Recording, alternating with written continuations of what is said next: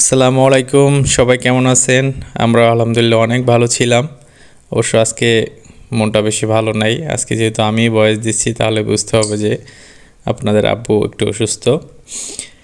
তো যেটা বলার জন্য আসছি, বিগত অনেক দিন ধরেই তার দাঁতের সমস্যা ছিল। তো আসবো আসবো করে আসলে আসাই হলো না। অনেক সময় মানে পেয়েও ও কেমন জানি একটু বলতেছে, ও 2 দিন বলে যে আমার ব্যথা কমছে, আবার বলে যে এখন অনেক ব্যথা।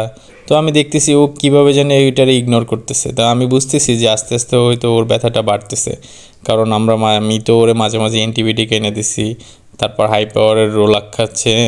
যখন ব্যথা থাকে তখনই ও বলে কি আমার ব্যথা, আমি ওষুধ খাচ্ছি। পরে তো দেখতেছি যে আস্তে আস্তে ওর ব্যথাও বাড়তেছে আর ও আস্তে আস্তে কেমন জানি হয়ে যাচ্ছে। হ্যাঁ, তারপর ইনশাল্লাহ আজকে বলি যে চলো আজকে নিয়ে যাব ডক্টরের কাছে। তো ডক্টরের কাছে আমরা 2-1 দিন আগে আসছিলাম, তখন ওই যে আপনার একটা এক্সরে দিছিল, এক্সরেটা করছি। তারপর দেন আজকে আমরা আসছি যে ওর আজকে ডাক্তার বলছে যে সব কিছু নিয়ে আসেন, আশা করি আজকে ফাইনালি একটা সলিউশনে আসা যাবে। তারপরে আমরা কি করলাম, আমরা সামনে বসে ওয়েট করতেছি। ও তো ব্যথায় মানে কেমন যে করতেছে, একদিকে মনে হচ্ছে যেন ওর প্রেশার উঠে গেছে, এরকম একটা অবস্থা। তারপর তো ভিতরে বসলো। ডাক্তার বলছে যে এইখানে বসেন। এখন ও তো এইটা দেখে ও খুব ভয় পাইছে। তারপর আমি বললাম যে না, আসলে ভয় পাওয়ার কিছু নাই, তুমি একটু বসো, ঠিক আছে। তারপরে ডাক্তার বললো যে না, ভয় পাওয়ার কিছু নাই, যতটা ভয় পাইতেছেন অতটাও মানে সময় লাগবে না, কিংবা অতটা ব্যথাও পাবেন না। তারপর ডাক্তার যেহেতু আলহামদুলিল্লাহ উনি আমাদের মোটামুটি পরিচিত, তারপরও ওনার ট্রিটমেন্ট খুবই ভালো ছিল। আমার খুব মানে পছন্দ হয়েছে, ভিতরের জায়গাটাও খুব সুন্দর গোছানো ছিল। ওকেও সাপোর্ট করতেছিল যে আপু সমস্যা নাই, একটু জাস্ট আপনি হয়তো যখন আমরা ব্যথানাশক ইঞ্জেকশন দেবো তখন হয়তো একটু আপনি ব্যথা পাইতে পারেন।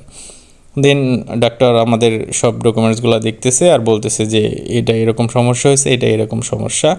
হ্যাঁ, তো এটা ভয় পাওয়ার কিছু নাই, আপনি হয়তো ভয়ের জন্য এতদিন আসেন নাই, কিন্তু আপনার দাঁতের অবস্থা খুব যে একটা ভালো এমনটা কিন্তু না। তাহলে আপনার হয়তো আরও কিছুদিন আগে আসলে হয়তো এটা বেটার হতো। এই তো দাঁত উঠানোর জন্য ট্রিটমেন্ট শুরু হয়ে গেছে।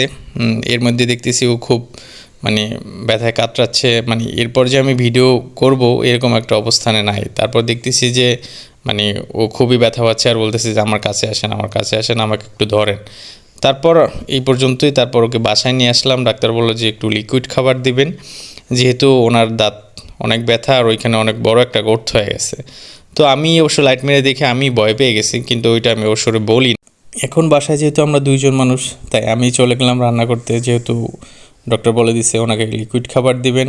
আবার ও আমাকে একটু সাজেস্ট করলো যে এভাবে এভাবে তৈরি করেন, আশা করি মানে খুব যে ভালো স্বাদ হবে এমনটা না হলেও যেন আমি অন্তত পেট ভরে খেতে পারি।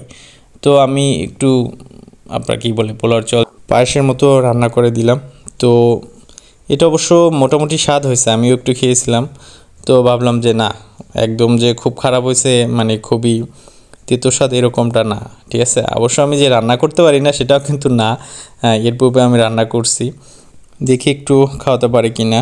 তো আমি এসে দেখি ওর অবস্থাটা মানে খুব যে একটা ভালো এরকমটা না, আবার পায়েসটা একটু গরম। তো আমি ওরে বললাম যে সমস্যা নেই, তুমি এটা খাও, তারপর ওষুধ নিলে আশা করি আল্লাহর রহমতে ভালো হয়ে যাবে, ঠিক আছে। কিন্তু আমি ধরে দেখেছি ওর মানে গালে ডান পাশটা খুবই ফুলে গেছে। তারপর আমি বললাম যে একটু কষ্ট করো, এখন কিছু করার তো নাই, অনেক দিন তো কষ্টে ভুগছো। তো এখন আল্লাহর রহমতে ওষুধ খাইলে আশা করি ঠিক হয়ে যাবে। তো এখন মোটামুটি ভালোই আছে, আর গালের এক পাশ পুরো ফোলাই আছে। তারপর সবাই দোয়া করবেন যেন ও যেন তাড়াতাড়ি সুস্থ হয়ে ফিরতে পারে, কারণ বাসায় 2জন মানুষ যদি একজনের অবস্থা একটু কষ্টকর হয় তাহলে অবশ্যই মানে বাসার পরিবেশটাই যে অন্যরকম হয়ে যায়।